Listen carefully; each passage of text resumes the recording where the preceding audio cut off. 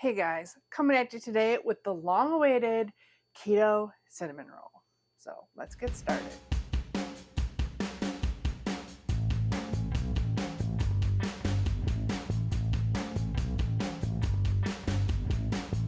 Hey everyone, welcome back. If you're new here, thanks for joining me. My name's Alycia and I'm a pastry chef with a severe sweet tooth. And I'm here to show you how to make the best keto desserts possible.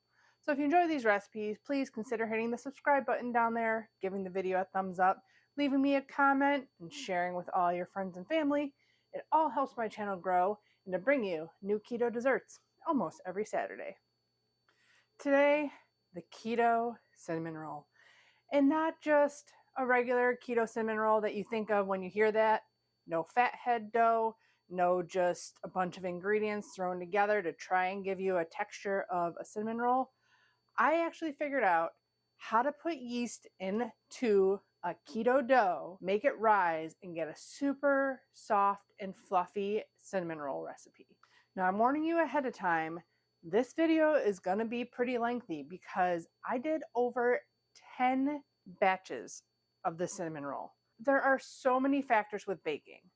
There is all the ingredients, the time and temperature to make things rise, spraying or not spraying your pans, which pans to use. Different pans create different outcomes, different temperatures of oven create different outcomes. Like, there was so many factors that I tested in this cinnamon roll recipe, so I'm going to have a ton of tips and tricks on this recipe. So without further ado, let's get started. Now, to start out this recipe, I have 8 ounces of heavy cream. I always weigh my ingredients, that way I know that it is the same every single time, because I have put it up to the 1 cup mark and it has not been 8 ounces exactly. This original recipe was with whole milk. I did up it a little bit from the original recipe. This recipe started as my cream cheese Danish recipe. I tried to kind of stick with that, but also stick with the original cinnamon roll recipe and figure it out, kind of like a combination of the two to make them super delicious. But she used whole milk. She mentioned in her blog that she has seen other recipes that were part whole milk, part water. I've also tried this with completely just water, and that has worked also. It's not as decadent of a pastry because of the less fat, but it will work, I'm sure, with water or an alternative milk, or you can do a half and half, heavy cream, alternative low carb milk, whatever you like. The result may just be a little bit different and not as good, but it'll be lower calorie and lower carb. So basically we are just replacing the cup of sour cream from my cream cheese Danish recipe with heavy cream. We have to heat this until it's between 100 and 110 degrees. It usually takes about a minute to a minute and 30 to get it up to the temperature. Once it's between 100 and 110 degrees, that's when you add your yeast. Now, I was going to bring you this recipe even before I tried the rapid rise yeast, because all I have in my bakery is the active dry, which is what I use for my bread recipe. So I really did not see much of a difference. I used the exact same amount of the rapid rise and the active dry yeast in my recipes. The only difference is the rapid rise seemed to rise a little bit faster than the active dry yeast. So whatever you use should work. So once that is up to temperature, which I've been talking, so now it's not quite warm, but we are going to add 2 teaspoons of inulin. That is what makes our yeast bloom. 2 teaspoons or 6 grams. I've had people tell me that monk fruit erythritol works or erythritol works or allulose works. I've never found that to be true, so I'm sticking with the inulin. Whisk that up. If your kitchen is cold, you might want to turn on your oven so that this blooms easy, or we're going to use a dehydrator to proof, so I can just turn that on and set this in front of it and it'll help it bloom faster. I'm going to use this. Be careful, I have seen ones that are not gluten-free, so keep an eye out if that's important to you. Found it in the baking section in the refrigerated, so like where like the cookie doughs and stuff are. I was very surprised to find it there. This we need 2¼ teaspoons, which I never find it to actually be 2¼ It needs to be 9 grams. See, that was supposed to be 8¼ But if you have the packets, they are supposed to be 2¼ teaspoons. That's why I always use a scale. I'm going to put this in my dehydrator to bloom. I just put it on the lowest setting possible, just until it kicks on. While that's going, we're going to get the rest of our ingredients. The original recipe only called for 1/4 cup of sweetener for the batch. I found that was a little low. I think I made kind of a bigger batch of cinnamon rolls because the original recipe was for like a 9-inch round pan of 12 cinnamon rolls, and ours do not fit in a 9-inch round. So I upped the sweetener to a 1/2 cup, but you can also do 1/3 cup depending on your sweetness level. I use bamboo fiber in this recipe, and I'm not a huge fan of the flavor, so I feel like it needs the extra sweetness to counterbalance the off taste of the bamboo fiber. I'm just using a classic monk fruit erythritol blend, 96 grams or a 1/2 cup. I wouldn't suggest using allulose in this recipe, at least not all allulose, because I feel like it'd make the dough too soft and watery almost, because allulose holds on to moisture, so it would look brown on top but the inside would still be mushy. If anything, maybe 1/4 of it, a couple tablespoons of allulose, and then the erythritol. You can probably just use a little bit of stevia. I have not figured out the ratio in a recipe. Like, I looked it up online and I tried their ratio, saying like a 1/2 teaspoon per cup or something like that, and it wasn't sweet at all to me. So, but if you have a ratio you like, this is one recipe that will probably be fine if you just use a straight stevia. Just make sure you only use a little bit. To this, we're adding 4 eggs.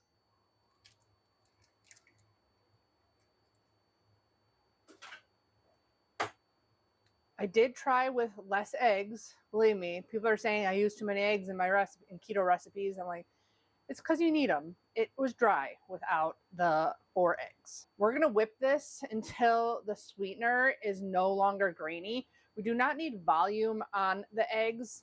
It's just that we want our keto sweetener to dissolve so it's not so grainy in our cinnamon roll recipe.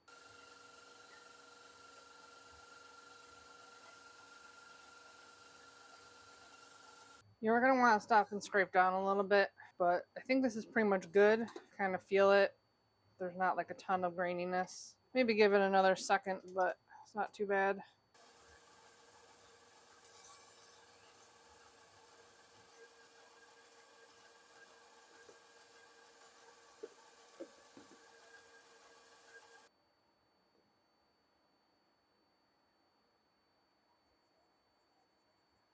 Okay, so there you saw all the dry ingredients I used. You guys have been wanting me to experiment with this bamboo fiber, and I've been hesitant because people are saying, oh, it makes such a delicious soft baked good. I already feel like I have really good, soft, delicious baked goods. I mean, I guess they can always improve, but like my keto cream cheese Danish is so soft and fluffy. I used bamboo fiber in this recipe to give just added flour because I knew I needed a really stiff dough. So that's why I decided to experiment with it. But I tried it with pizza crust and it was delicious. But the next day, my stomach was tore up. Like, I'm really bummed because I'm really close to a good pizza crust recipe. And if I can't eat it, it really sucks. I don't know. This bamboo fiber is very new on the market to be eating. When I search bamboo fiber, what comes up is clothes, mattresses, biodegradable forks and straws and stuff like that. So I realized that it's popular because of one person finding it and using it in their recipes. But I don't know if we really know that much about it in the cooking sense. So I leave you with a grain of salt on if you want to use bamboo fiber. You can also use oat fiber, which I buy a gluten-free oat fiber. It's just fiber, so it shouldn't spike your insulin. It might for some people. Don't quote me that it doesn't for sure, because some people it might. I find that oat fiber doesn't bother me. Second, I used baking powder, and you're like, why would you use baking powder if you already have yeast? Well, because our baked goods don't have the gluten and the structure to keep them up So using the baking powder with the yeast helps keep them higher. They still do sink a little bit after they come out of the oven, but not as much as when I tested without the baking powder. And then last but not least, the xanthan gum and the gelatin. I use a grass-fed beef gelatin, so I'm not sure how other gelatins will react. I found that some don't gel as good as others. I didn't realize that until recently. You can always look up online. I know there's ratios for like how good Knox unflavored versus, beef gelatin is and stuff like that. I feel like gelatin and xanthan gum kind of do different things. Like xanthan gum gives like a goopy kind of thickness, and gelatin I feel gives like a more gluteny like chew to a baked good. So you can probably swap them out. You can look up on Google like ratios, and I've tried that and I find it isn't the same result exactly. So that's why I use both in this recipe. Besides that, I use unflavored whey protein isolate. Isopure specifically is 0 carbs per scoop. So that's why I use it, and it gives such a light fluffy texture. Because I don't use nut flours, I use coconut, which sometimes people are allergic to also. Slippery slope with allergies. But the coconut flour I use is great value, and I find that it doesn't have that much of a coconut flavor to it. And using the protein powder with bamboo fiber, which is nothing, and then the coconut flour is a couple of grams of net carbs per quarter cup, which is all we used. So this is a super low carb keto cinnamon roll. Once we got all that done, we whisk it up. Our yeast is active and bloomed. We need to melt a stick of butter, which is just like my cream cheese Danish recipe. I tried using less to make it less calories and all that sort of jazz, but didn't taste as good. I did try it with avocado oil, and it did work also. The batter wasn't as thick, though. That's the problem with swapping out ingredients. Just swapping out butter for avocado oil can make such a big difference in just the makeup of the dough. So you might need to add more flours to your dough if you want to use avocado oil. You don't want this super hot, so I kind of stop it when it still has a little bit left in there. We're going to stream this in, then stream in our yeast.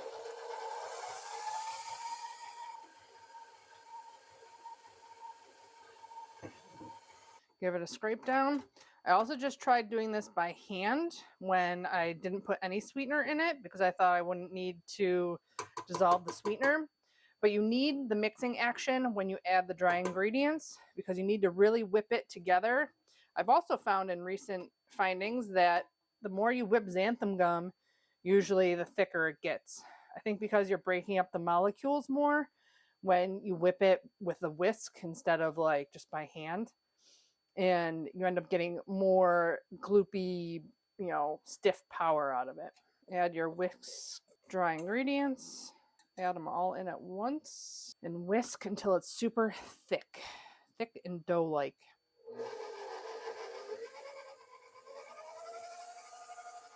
Stop to scrape down at least once to get all this dry ingredients in there.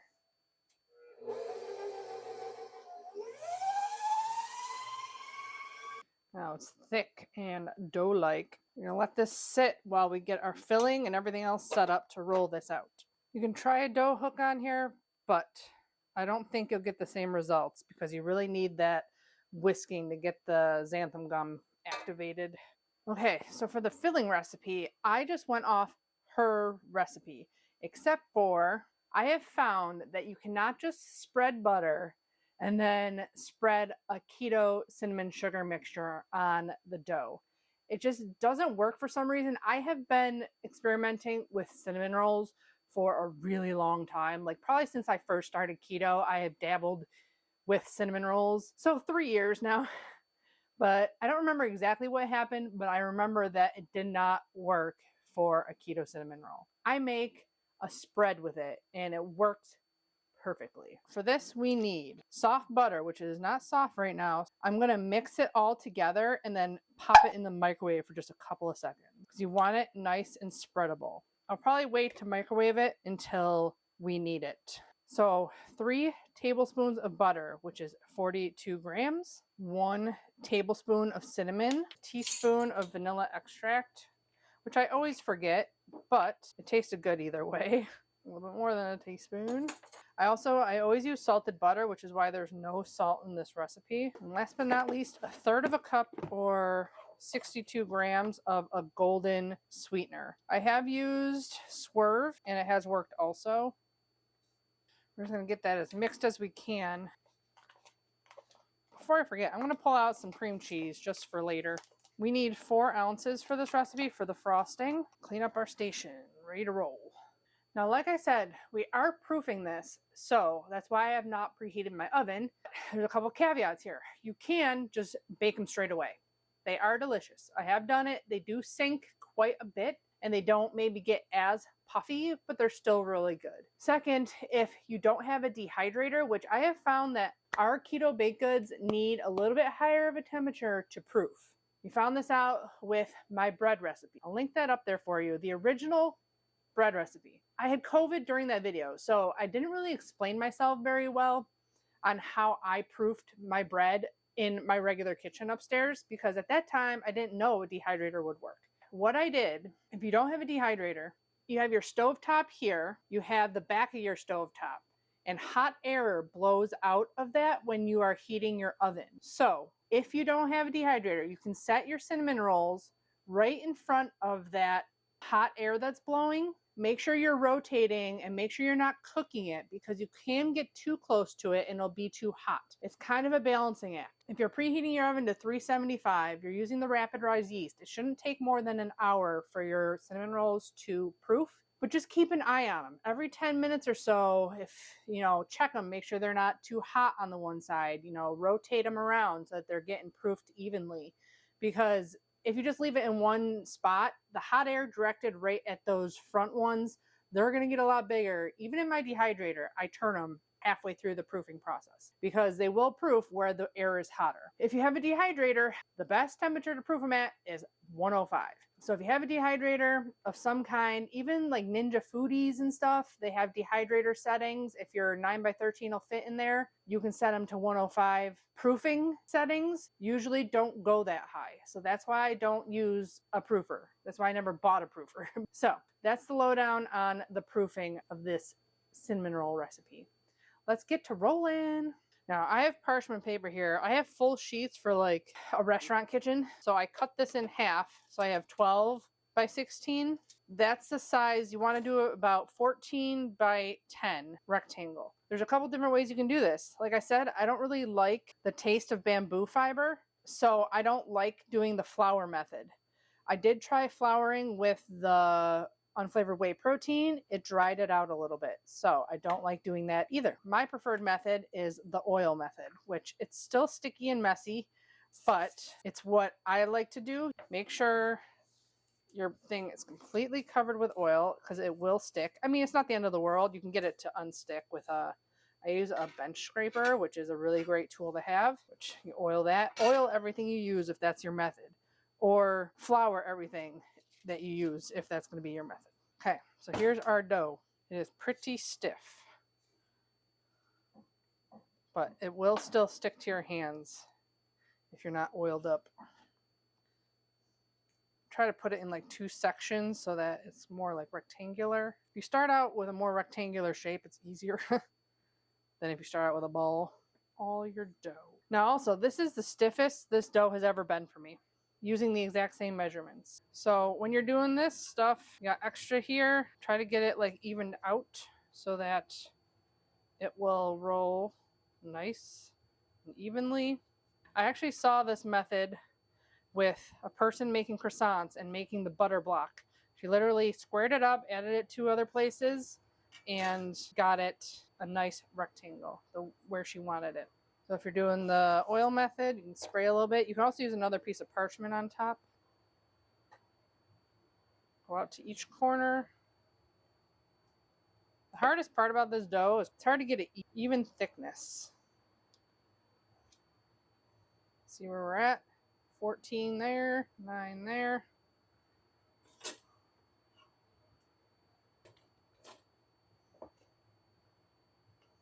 Nothing to do but get this really nice and even, because I can see some parts are thicker than others. 14 by 10. We are pretty even here. Okay? we're going to microwave this for just 10-second bursts and stir it and make sure we don't want it melted. Another 10 seconds and we should be good. It's just starting to melt a tiny bit in there, so that's how we want it. If your dough is stickier and softer than mine, you want it really nice and spreadable. It'll be a lot harder to spread if your dough is not as stiff as mine. You can leave a little bit up here, but go to every other edge.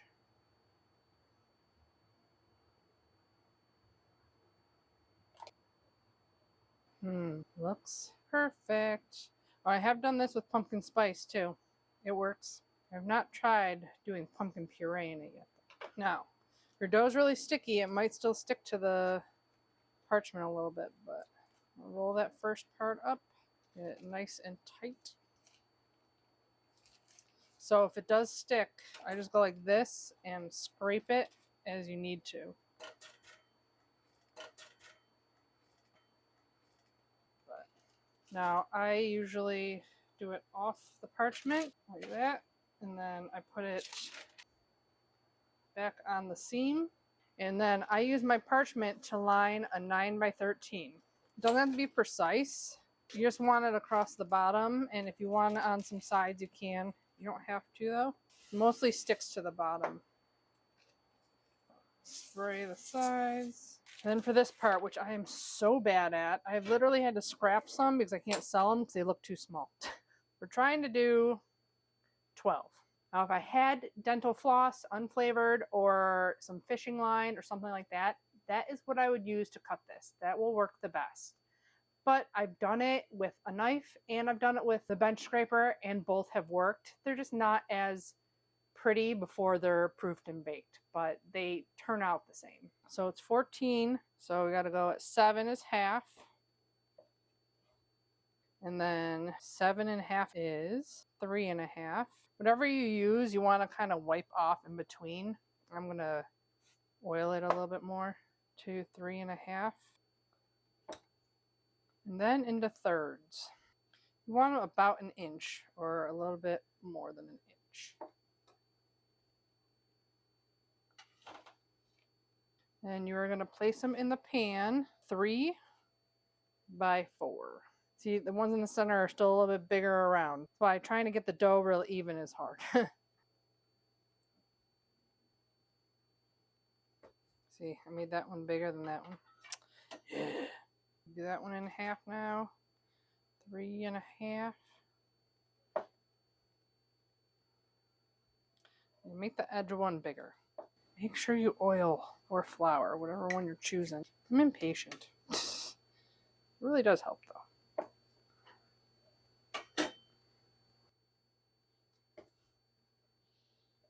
Okay, make sure they're nice and even in there. We're going to wrap these up. I have tried it without putting the lid on. They don't rise as fast though. I will show you when I turn those how big they got, and then I'll be back when we got to throw them into the oven. So it's been 30 minutes. I turned my pan and set my timer for another 30 minutes.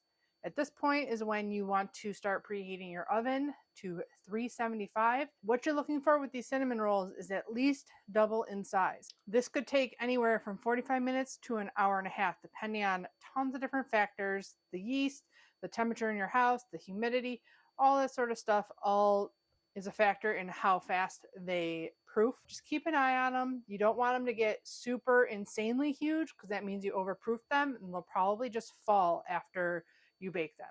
So I just checked my cinnamon rolls with 4 minutes left to go on the second 30-minute timer. I noticed they're not as big as they should be. So when I use the active dry, I always did an hour and a half pretty much every single time.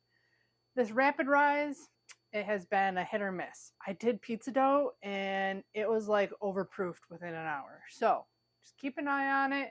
Conditions can all change and be different on these, but you want them nice and full and almost no space in between the cinnamon rolls. While that's going, we are going to get on to making the frosting. So I am doubling it here. So you'll need 28 grams of butter or 2 tablespoons, 1 ounce. I already sifted my powdered sweetener. You need 2/3 of a cup or 80 grams of a bulk powdered sweetener. I have not figured out if you can make this with just a powdered stevia. I am going to test that theory when I make my son's first birthday smash cake, because I figure if I make him a cream cheese frosting, you need less powdered sweetener than if you were to just make a buttercream. 1 teaspoon of vanilla extract and 8 ounces, well, you'll need 4 ounces of cream cheese softened. I had this on my stove so that it would get kind of soft. I think I'm going to nuke both this and the butter a little bit and then just do it by hand. You don't need this real whipped up because it's just kind of like a glaze on top of your cinnamon rolls. Basically, this is going to melt on your cinnamon rolls when they come out of the oven.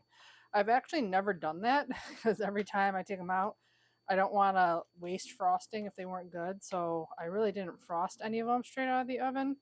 We're going to let them cool a little bit, but you want them a little bit warm so you can spread this real good. Butter and cream cheese pretty much combined. Add the vanilla. You can add any flavoring you want. I know a lot of people that are bakers before they went keto watch this, and like I always say, if you have a favorite cinnamon roll recipe that uses different spices, flavoring, stuff like that, use it.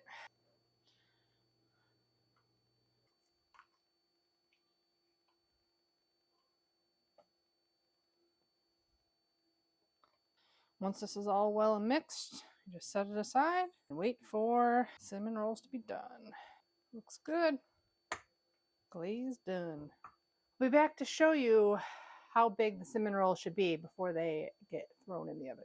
Okay, I just checked after 10 minutes and they were looking good, but they just need a little bit longer. So I set the timer for another 10 minutes and then we're going to throw them into the oven.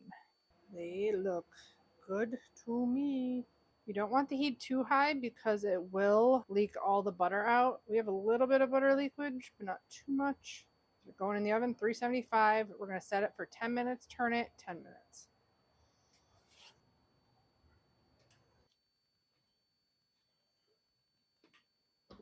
Okay, so I'm sitting here waiting for the cinnamon rolls to bake. Not just sitting, I am making my 1-year-old smash cake. So I make my cake batter as normal. I have a couple tweaks, but nothing that would affect it as it has been affected. I noticed when I bought a new bag of xanthan gum from Great Value, it was a completely different color. I opened up this pack today and it's like an off-white compared to what it was. Like, it definitely looks different, and I think that's why the cinnamon roll dough was so thick, because my batter is gloopy and all I used was 1 teaspoon of xanthan gum. So I don't know what's going on there. That's another reason why keto baked goods are so difficult, because there is no one thing across the board. Like, flour is flour. It's bleached flour. You buy bleached flour. It is what it is. Us, coconut flour, bamboo fiber, oat fiber, xanthan gum. All these ingredients are different across brands and make it super difficult to do keto baking, especially for me to make a recipe and you to do it at home, because the ingredients might act differently. I try as best I can to tell you these things so that you don't end up with inedible keto baked goods. Okay, let's check them. Oh, they look done. So, yeah. They're still super soft, but they're nice and golden brown. Super soft and fluffy. Delicious. Now we do gotta let these cool for a little while. We already got the frosting done, so as soon as they're just cooled a little bit, we'll frost them up. They deflated a little bit, but not too bad. We're gonna frost these in a second.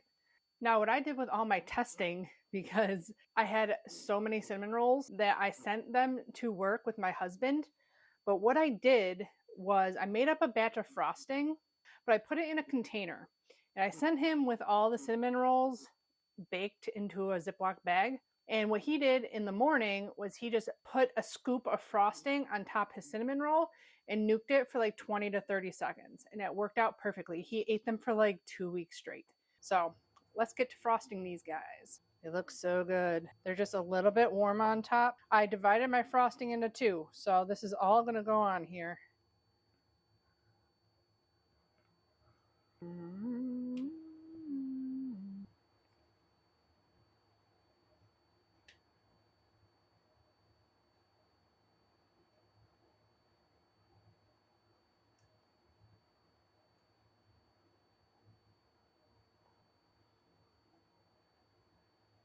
They look delicious. time to try one. Let's see if I can get it out of here. I kind of want to eat this one because it's a little messed up, so I don't want to sell it. Score down the edge and around the pan side. Make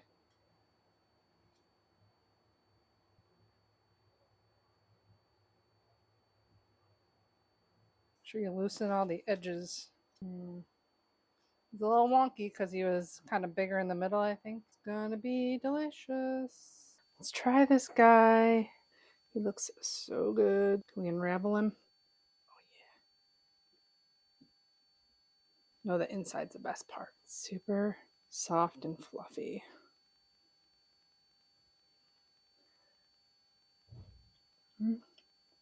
That is delicious. You can always make as much frosting as you want. There are carbs in cream cheese. I don't know if everybody knows that. I know someone who owned a keto bakery didn't know that. That's why I always get Philadelphia cream cheese because it has the least amount of carbs in it. I think because it's just pure, it has less gums added to it and stuff like that. But it's usually 1 carb per ounce. So 2 tablespoons, 1 carb. So if you double the frosting that you put on these, you're still probably not going to make it over 2 net carbs per cinnamon roll.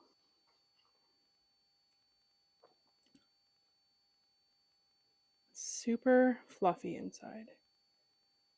Like I said, they are better just warmed up. Most keto baked goods aren't, or straight out of the oven. These are delicious. I want to eat the inside because I'm not going to eat this whole thing. Might as well eat the best part, right?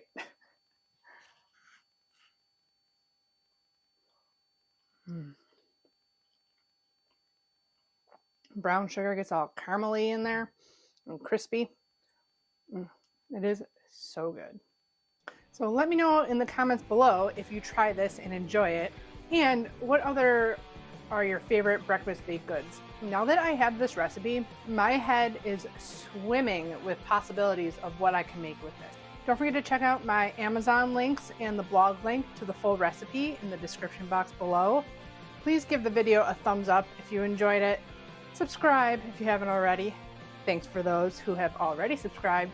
And as always, I'll be back with many more keto dessert recipes. Bye guys.